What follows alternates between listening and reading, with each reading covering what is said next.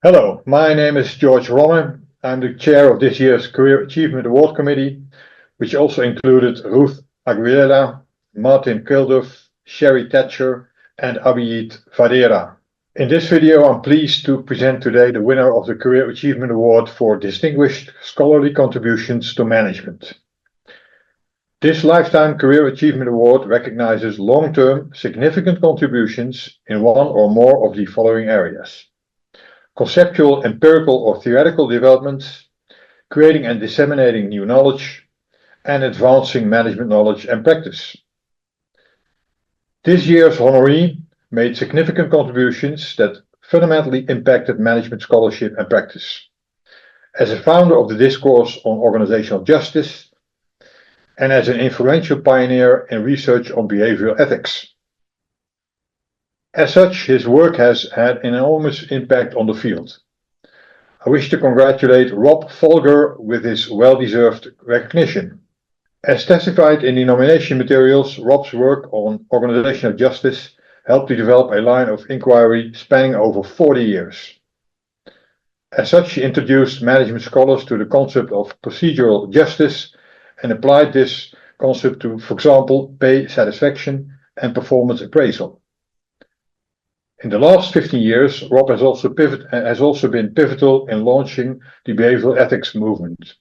Moreover, Rob's theory and research on fair procedures have also influenced practice. For example, he introduced the concept of a due process metaphor for performance appraisal, arguing that the process is more important than the traditional focus on rating scales.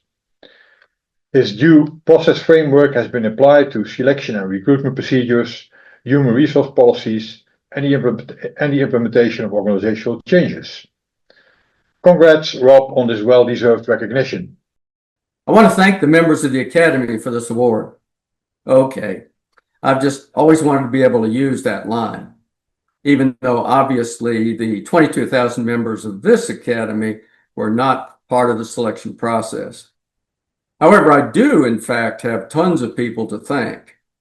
That includes thanking the members of the awards committee, then moving on quickly, because I only have 5 minutes, with thanks to Gary Latham, who wrote the nominating letter with help from Maureen Ambrose, and to Jackie Coyle Shapiro, Russell Crapanzano, and Jason Colquitt, who wrote supporting letters.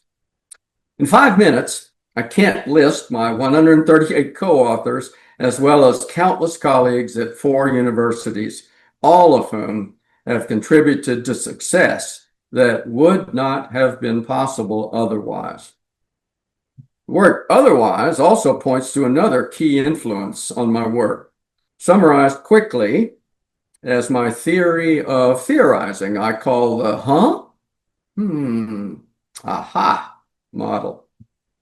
A commonly described starting point for interesting theorizing is a puzzling phenomenon or surprising anomaly.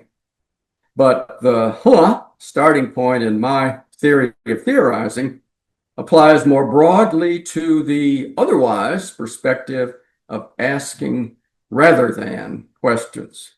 For example, we can turn the non-surprising, non-anomalous observation of a blue sky into a puzzling phenomenon by not asking, why is the sky blue, but asking instead, why isn't it red? Why is it blue rather than violet? It turns out that there's an important scientific difference in the answers to those 2 questions. You should Google them, which indicates the importance of how we choose our rather than contrasts. A focus on puzzling rather than contrasts led to my dissertation, then to my work on fairness theory, and nowadays to my deonance theory perspective on behavioral ethics. Deonance theory encompasses a number of contrastive questions, but not just the contrast between right and wrong. Because sometimes when you have to choose to do one thing rather than another, they're both good and right, but they're incompatible. For example, it's right to avoid offending people or hurting their feelings, and it's right to tell them the truth.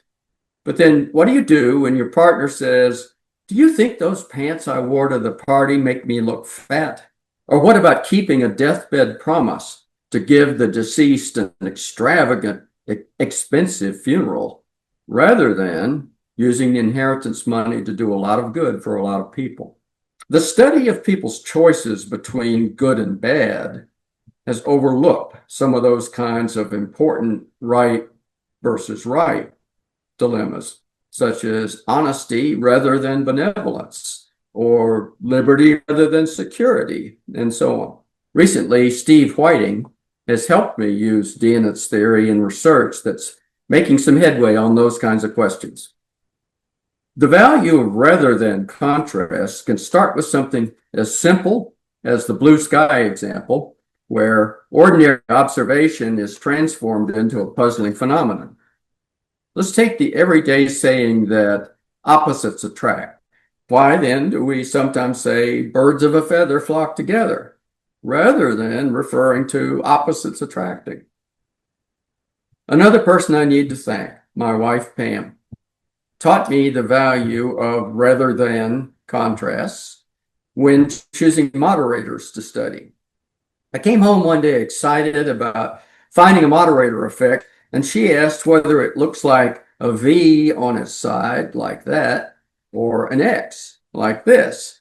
When we ask rather than questions in terms of such patterns, we're looking for boundary conditions, that's the V on its side, and reverse direction effects like the X that make us think much more clearly about underlying causal mechanisms than when we think only about how one variable might attenuate or accentuate the effects of another. And that note, let me just close by saying I hope each of you will think about the kinds of rather than contrast questions that lead you to exciting and interesting discoveries. We hope you take the time to view the other Academy of Management Award videos.